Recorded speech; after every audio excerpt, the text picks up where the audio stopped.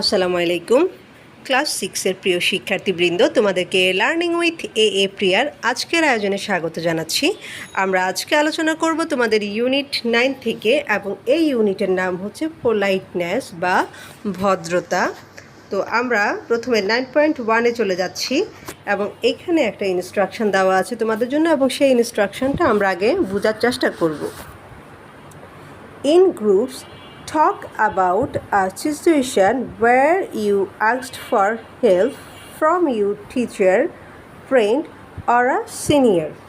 অর্থাৎ তোমরা এখন কি করবে, দলে ভাগ হয়ে যাবে। তারপর দলবদ্ধভাবে তোমরা কি করবে, এমন একটা অবস্থার কথা চিন্তা করবে যেখানে তোমাকে তোমার চেয়ে বড়, বয়সে বড় কারোর কাছ থেকে, বা তোমার শিক্ষকের কাছ থেকে, অথবা তোমার বন্ধুর কাছ থেকে সাহায্য চাইতে হবে।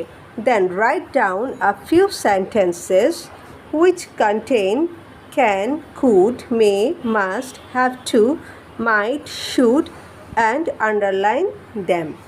তারপর কি করবে, কিছু বাক্য লিখবে যেগুলোতে হচ্ছে এই যে can, could, may, must, have to, might, should এই শব্দগুলা থাকবে। এরপর এই শব্দগুলোর নিচে তুমি কি করবে, আন্ডারলাইন করবে, অর্থাৎ দাগ দিয়ে এটাকে চিহ্নিত করবে। তাহলে তোমাদের মূল কাজটা কি? মূল কাজটা হচ্ছে প্রথমে তোমরা দলে দলে ভাগ হয়ে যাবে, এবং সেই অবস্থায় তোমরা এমন একটা অবস্থার কথা চিন্তা করবে যে অবস্থায় তুমি তোমার শিক্ষক, তোমার কোনো বন্ধু অথবা তোমার চেয়ে বয়সে যারা বড় তাদের কাছ থেকে কোনো একটা ব্যাপারে সাহায্য চাইবে, এবং এই যে সাহায্য চাওয়ার জন্য তুমি যে বাক্যগুলো ব্যবহার করবে সেই বাক্যগুলোতে এই যে can, could, may, must, have to, might, should, হ্যাঁ, এই শব্দগুলো থাকতে হবে। এবং তুমি এই সেন্টেন্সগুলো লেখার পর কী করবে, যে যে জায়গায় এই যে can, could, may, must, have to, might, should এই শব্দগুলো থাকবে সেগুলোতে আন্ডারলাইন করে দিবে, ঠিক আছে? তো এটার জন্য তোমাদেরকে এখানে একটা ঘর দিয়ে দিয়েছে, হ্যাঁ, এই ঘরটাতে তোমরা এটা ফিল আপ করবে। তো আমি এখন তোমাদেরকে দেখাবো যে কী করে তোমরা ঘরটা ফিল আপ করবে। তবে তার আগে যারা অলরেডি আমার চ্যানেলটাকে সাবস্ক্রাইব করেছো তাদেরকে অসংখ্য অসংখ্য ধন্যবাদ। তোমাদের এই আন্তরিক সমর্থন আমার জন্য কিন্তু অনেক বড় কিছু। আর যারা এখনও চ্যানেলটা সাবস্ক্রাইব করনি তাদের কাছে চ্যানেলটাকে সাবস্ক্রাইব করার একটা ছোট্ট অনুরোধ রইল, এবং তোমাদের যদি আমার ভিডিওগুলো ভালো লেগে থাকে সেটা কমেন্টে অবশ্যই জানাবে, আর ফ্রেন্ডদের সাথে শেয়ার করবে। তোমাদের কমেন্টগুলো পেলে আমার ভীষণ ভালো লাগে। তো আমি এখন তোমাদেরকে তোমরা কিভাবে এই ঘরটা ফিল আপ করবে সেটা দেখাচ্ছি। আচ্ছা, এবার দেখো, তো আমরা নর্মালি কি করি, ফ্রেন্ডদের কাছে বা কারোর কাছ থেকে একটা কলম চাই, বা একটা কি চাই, একটা খাতা চাই, বা অন্য কোনো কিছু, এক গ্লাস পানিও চাইতে পারি, তাই না? এরকম বলি না? তাহলে এরকম লিখতে পারো যে, আর তোমরা চাইলে এখানে নাম্বার দিয়ে দিয়েও লিখতে পারো যে নাম্বার 1, হ্যাঁ, 2, 3 এভাবেও লিখতে পারো, অথবা চাইলে যেটা করতে পারো সেটা হচ্ছে এমনি একটু স্পেস দিয়ে দিয়েও লিখতে পারো, নো প্রবলেম। দেখো, আমি প্রথমটা লিখেছি হচ্ছে can you give me pen, হ্যাঁ, তুমি কি আমাকে একটা কলম দিবে, can you give me a pen, এখানে মি এর আগে একটা এ ইউজ করবে, ঠিক আছে? Can you give me a fan, তুমি কি আমাকে একটা কলম দিবে, অথবা can you give me a book, অথবা can you give me the book, তুমি কি আমাকে বইটা দিবে, অথবা can you give me a glass of water, তুমি কি আমাকে এক গ্লাস পানি দিবে। এইভাবে করে কিন্তু তোমরা সেন্টেন্সগুলো নিজেদের মতো করে মেক করতে পারো। আমি আমার সব ভিডিওতে একটা কথা তোমাদেরকে বলি, সেটা হচ্ছে কখনোই ইউটিউব থেকে এইভাবে ডিরেক্টলি তোমরা কিন্তু কপি করবে না। এটা আসলে তোমাদের শিক্ষার ক্ষেত্রে একটা বড় ধরনের প্রতিবন্ধকতা। আমরা যারা এই ভিডিওগুলো বানাই, তো আমরা চেষ্টা করি তোমাদেরকে একটা ধারণা দেওয়ার জন্য, যাতে করে তোমাদের টপিকগুলো বুঝতে সুবিধা হয়। কিন্তু তোমাদের মধ্য থেকে যদি হয়তো অনেকেই কাজটা করো বা অনেকেই করো না, যারা করো না তারা তো খুব নিজেদের ভালো করারই চেষ্টা করছো নিশ্চয়ই, সেই জন্যই হয়তো বা কপি করো না। ডিরেক্টলি কোথাও থেকে কপি করবে না, এটা তোমাদের কাছে আমার একটা রিকোয়েস্ট। তোমরা হচ্ছে বোঝার চেষ্টা করবে, নিজেদের মতো করে সাজানোর চেষ্টা করবে। এরপরে একজন ইউটিউবের কোনো টিচার কি বলছে সেটা আগে খুব ভালো করে বোঝার চেষ্টা করবে, তারপর হচ্ছে নিজেরা সেটা আগে চিন্তা ভাবনা করবে এবং নিজেদের মতো করে গুছিয়ে লেখার চেষ্টা করবে। যদি না পেরে থাকো তারপর সেটা অন্য ব্যাপার, কিন্তু এতটুকু চেষ্টা অবশ্যই করবে যদি তুমি ইংলিশে ভালো করতে চাও। তো দেখো আমি কিন্তু একটা সেন্টেন্স লিখেছি ঠিকই, কিন্তু তোমাদেরকে মুখে ওই একই রকম সেন্টেন্সের আরও অনেকগুলো সেন্টেন্স বলছি, একই প্যাটার্নের অনেকগুলো সেন্টেন্স কিন্তু আমি বলি আমার প্রতিটা ভিডিওতে। তো তোমরা চেষ্টা করবে ধরো একটা সেন্টেন্স শোনার পর যাতে করে তোমরা আরও কয়েকটা সেন্টেন্স নিজের মতো করে বলতে পারো, এইটুকু চেষ্টা অবশ্যই করবে। দেখো তাহলে আমার কাজটা কী ছিল, যে আমি প্রথমে একটা সেন্টেন্স লিখলাম, তাই না? Can you give me a fan, তুমি কি আমাকে একটা কলম দিবে? তারপর এখানে ক্যানের নিচে এভাবে করে একটা আন্ডারলাইন করবে। এখন can you give me a ফ্যানের সাথে তুমি আরও কি ইউজ করতে পারো, এখানে মি এর পরে একটা এ হবে। Can you give me a glass of water, can you give me the book, তারপর can you give me an eraser, can you give me the sharpener, অথবা can you give me a sharpener. এইভাবে করে কিন্তু তোমরা আরও অনেক sentence তৈরি করতে পারো। আচ্ছা, এরপর দেখো আমি 2 নম্বরে কী লিখেছি। 2 নম্বরে যেটা লিখেছি, কুড ইউ হেল্প মি, তুমি কি আমাকে সাহায্য করবে? আচ্ছা, বা আপনি কি আমাকে সাহায্য করবেন, এখানে কুড়ের নিচে কী করবে, একটা আন্ডারলাইন করবে, ঠিক আছে? তারপর দেখো এইভাবে আরও বলতে পারো, could you go with me, তুমি কি আমার সাথে যাবে, এরকমও বলতে পারো, তাই না? এরপর দেখো 3 নম্বরে লিখেছি হচ্ছে may I come in sir, আমি কি ভিতরে আসতে পারি স্যার? তো এখন এইভাবে তুমি বলতে পারো কি, may I come in madam, অথবা তোমার মা একটা রুমে কাজ করছে, তুমি মায়ের রুমে ঢুকতেও একটা পারমিশন নিয়ে ঢুকলে, সেভাবেও কিন্তু তোমরা লিখতে পারো, ঠিক আছে? আমরা নর্মালি টিচারদের সাথে এরকম বলি বাসায়, যদিও এতটা আমরা ভদ্রতা দেখাই না, তাই না? তো দেখো এখন মেয়ের নিচে একটা আন্ডারলাইন করবে, যে may I come in sir অথবা may I come in ma'am, আমি কি ভিতরে আসতে পারি? এরপর দেখো ইট মাইট রেইন টুডে, আজকে কি হতে পারে, বৃষ্টি হতে পারে। এখন মাইটের নিচে একটা আন্ডারলাইন করবে। এরপর দেখো I have to go now, আমার এখন যেতে হবে, আই হ্যাভ টু গো নাও। এখন হ্যাভ টু এর নিচে একটা আন্ডারলাইন করবে, যে আমার এখন যেতে হবে, বা I have to do the work, আমার কাজটা করতে হবে, এরকমও লিখতে পারো। এরপর দেখো এরপর কি লিখেছি, you should complete your homework, এখানে শুডের নিচে আন্ডারলাইন করবে, তোমার উচিত তোমার বাড়ির কাজটা সম্পূর্ণ করা বা শেষ করা। বা এরকম বলতে পারো যে you should not go there, তোমার সেখানে যাওয়া উচিত না, বা you should do the work, তোমার কাজটা করা উচিত। অথবা লিখতে পারো you should not do the work, তোমার কাজটা করা উচিত নয়। অথবা you should not bully others, তোমার অন্যদেরকে কী করা উচিত না, বুলি করা উচিত না, এরকম করে লিখতে পারো। এরপর দেখো লাস্ট ওয়ান কি লিখলাম আমি, আই মাস্ট ডু ইট, আমি অবশ্যই এটা করব। এখন মাস্টের নিচে তুমি আন্ডারলাইন করবে, হ্যাঁ। আই মাস্ট গো দেয়ার, আমি অবশ্যই সেখানে যাব। I must meet with him, হ্যাঁ আমি তার সাথে অবশ্যই দেখা করব বা সাক্ষাৎ করব। তো এইভাবে করে কিন্তু তোমরা তোমাদের নিজেদের মতো করে জিনিসটাকে সাজিয়ে নিতে পারো। আচ্ছা, আমাদের এটা শেষ হয়ে গেল, এখন আমরা পরের অংশে চলে যাচ্ছি। দেখো এখানে লিখেছি কি, now try to find answers to the following questions in the group discussion. তারপর কি করবে তোমরা, এই যে ফলোয়িং মানে হচ্ছে নিচের যে প্রশ্নগুলো দেওয়া আছে, এই প্রশ্নগুলোর উত্তর তোমাদের গ্রুপ ডিসকাশনের মাধ্যমে খুঁজে বের করার চেষ্টা করবে। ট্রাই মানে হচ্ছে চেষ্টা করা, ফাইন্ড মানে হচ্ছে খোঁজা।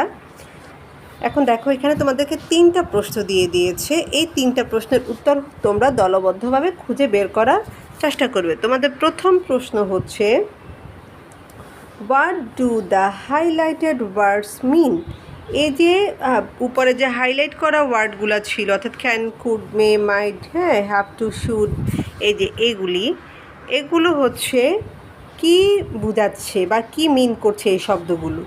2 নম্বরের বলেছে যে হোয়াট আর দে, এগুলা কি বা এদেরকে আমরা কি বলি, ঠিক আছে, সেটা লিখবে। 3 নম্বরে হয়েছে how are they different from other auxiliary verbs, এগুলো অন্যান্য যে অক্সিলারি ভার্ব বা সাহায্যকারী ভার্ব রয়েছে সেগুলো থেকে কিভাবে ভিন্ন, বা কেন এই ভার্বগুলা অন্যান্য সাহায্যকারী ভার্বগুলা থেকে ভিন্নতর।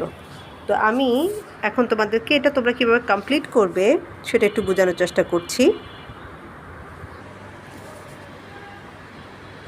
এখন দেখো আমাদের প্রথম প্রশ্নটা ছিল হোয়াট ডু দ্য হাইলাইটেড ওয়ার্ডস মিন। এই যে হাইলাইট করা যে শব্দগুলো রয়েছে এগুলা দ্বারা কি বোঝায়। তো তুমি আনসারটা লিখবে এইভাবে যে they mean ability, possibility, obligation, request etcetera. মানে এই শব্দগুলা দ্বারা বোঝায় হচ্ছে সামর্থ্য, সম্ভাবনা। পসিবিলিটি মানে হচ্ছে সম্ভাবনা, অ্যাবিলিটি মানে হচ্ছে সামর্থ্য, অব্লিগেশন মানে হচ্ছে বাধ্যবাধকতা, আর রিকোয়েস্ট মানে হচ্ছে অনুরোধ। তো আমরা এই যে can, could, may, might, shall, should বা হ্যাভ টু, মে, মাইট এগুলা করলাম, এই শব্দগুলা দ্বারা মূলত কী বোঝায়, সামর্থ্য বোঝায়, তারপরে হচ্ছে সম্ভাবনা বোঝায়, কোনো কিছু করতে তুমি বাধ্য কিনা সেটা বোঝায়, বা অনুরোধ বোঝায়। যেমন আমি আগের যে সেন্টেন্সগুলো লিখেছি একটু খেয়াল করে দেখো, can you give me a fan অথবা কুড ইউ হেল্প মি, এগুলো দ্বারা আমি কি বুঝালাম, এই যে ক্যান অথবা কুড দিয়ে আমি কি করলাম, আমি হচ্ছে একটা অনুরোধ বুঝালাম যে আমার কাছে কলম নেই, তুমি কি আমাকে একটা কলম দিবে। হ্যাঁ, তারপর হচ্ছে আমি বিপদে পড়েছি বা আমার একটা সাহায্যের প্রয়োজন, তুমি কি আমাকে একটু সাহায্য করবে। এই যে আমি কি করলাম, তাকে অনুরোধ করলাম। তো অনুরোধ অর্থে আমি কি বসালাম, কুড অথবা ক্যান।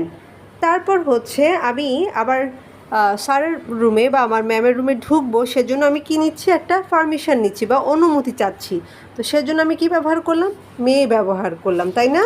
তারপর দেখো আমি বললাম যে ইট মাইট রেইন টুডে, আজকে বৃষ্টি হতেও পারে, মানে বৃষ্টি হওয়ার একটা কী আছে, সম্ভাবনা আছে, মানে বৃষ্টি হতে পারে আবার নাও হতে পারে, আমি একটা সম্ভাবনা বুঝাচ্ছি। এই যে সম্ভাবনা বা পসিবিলিটি বুঝাচ্ছি, সেজন্য ব্যবহার করছি হচ্ছে মাইট, তাই না।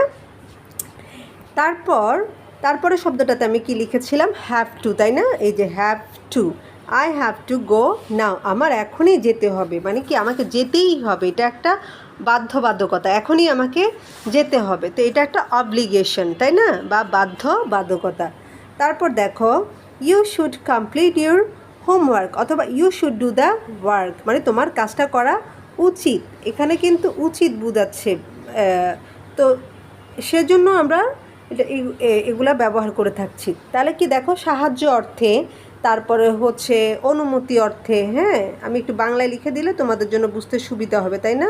তাহলে দেখো সাহায্য চাওয়া অর্থে, তারপরে হচ্ছে যখন তোমরা কোনো কিছুর জন্য পারমিশন চাইবে অর্থাৎ অনুমতি চাইবে কোনো কিছুর জন্য, তারপর হচ্ছে কোনো কিছু হওয়ার যে একটা সম্ভাবনা, যে বাবা আজকে বাড়িতে আসতে পারেন, হ্যাঁ এরকম একটা সম্ভাবনা থাকে, বা আজকে হয়তো বা বৃষ্টি হতে পারে, হ্যাঁ, বা তিনি হয়তো বা আজকে সেখানে যাবেন, এই যে একটা সম্ভাবনা বোঝায়। হ্যাঁ, বা আজকে আকাশ মেঘলা ছিল, তো তোমরা বললে যে হ্যাঁ আজকে হয়তো রোদ উঠতে পারে, এরকম একটা সম্ভাবনা বোঝাচ্ছ।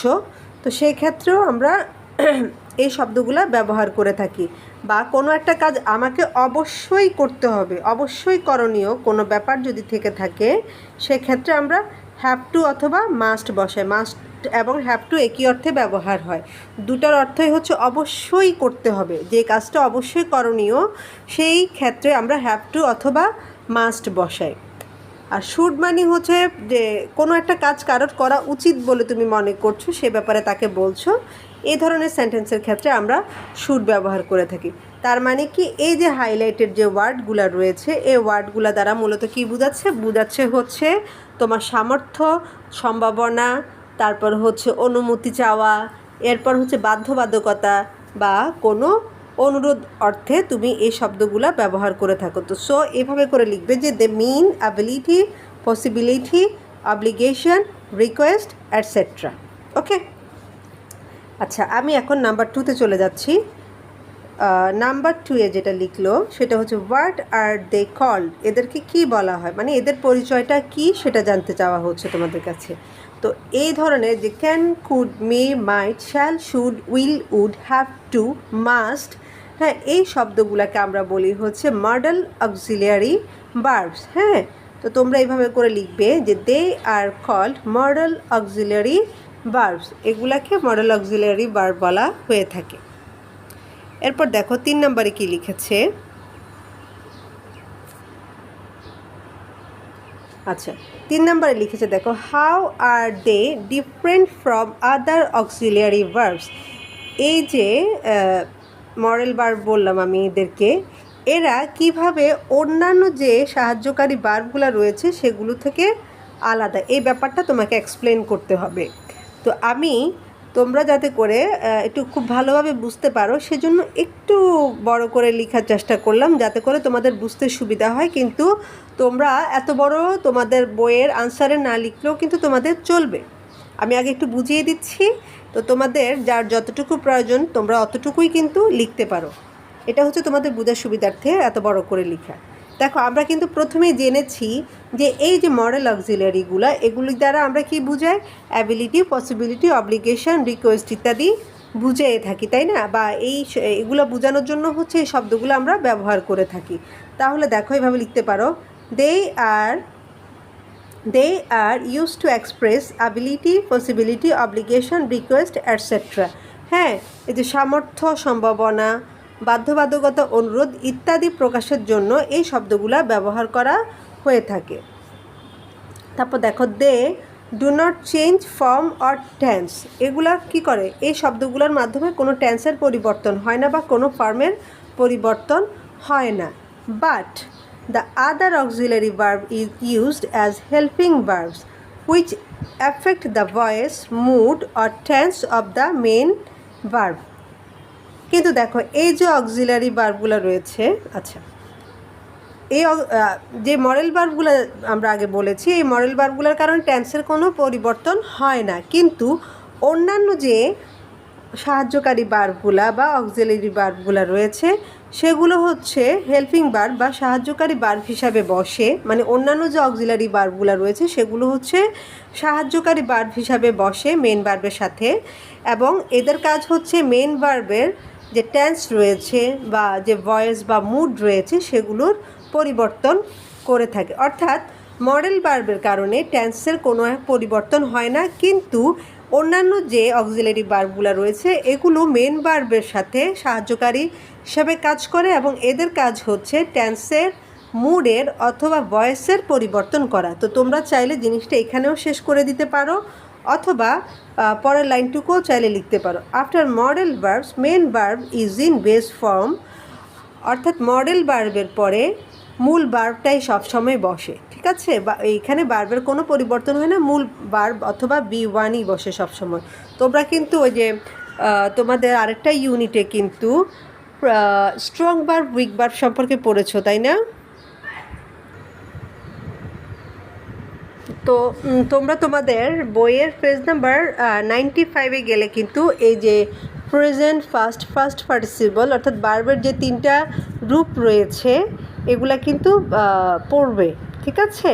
তখন এই ব্যাপারটা আরও বেশি ক্লিয়ার হয়ে যাবে। ওখানে খুব সুন্দর করে অনেকগুলি শব্দ দেওয়া আছে যেগুলো প্রেজেন্ট ফর্মে কী হবে বা ফার্স্ট ফর্মে কী হবে, ফার্স্ট পার্টিসিপলে কী হবে, এগুলো ডিটেলসে লিখে আছে, তোমরা এগুলো একটু শিখে নিবে, ঠিক আছে? আমি এখন এই কাজটাই শেষ করি। এরপর দেখো, মডেল ভার্বের ক্ষেত্রে কি হয়? মডেল ভার্বের ক্ষেত্রে হচ্ছে মেন ভার্বটাই বসে, অর্থাৎ B1 বসে। while after other auxiliary verbs we use first participle forms of verb. কিন্তু অন্যান্য অক্সিলারি ভার্বের ক্ষেত্রে আমরা কি করি? অন্যান্য অক্সিলারি ভার্বের পরে আমরা ভার্বের ফার্স্ট পার্টিসিপল অথবা B3 ফর্মটা ব্যবহার করি। এখানে মূল কথা হচ্ছে মডেল ভার্বের পরে সবসময় B1 বসে, অর্থাৎ ভার্বের প্রেজেন্ট ফর্ম বা বেস ফর্মটা বসে। মডেল ভার্বের পরে সবসময় B1 হয়, এবং অক্সিলারি ভার্বের পর যদি অন্য কোনো মেন ভার্ব থেকে থাকে তাহলে সেখানে অবশ্যই B3 হয়। এই দুটো হচ্ছে মডেল ভার্ব এবং অন্যান্য অক্সিলারি ভার্বগুলোর মধ্যে পার্থক্য।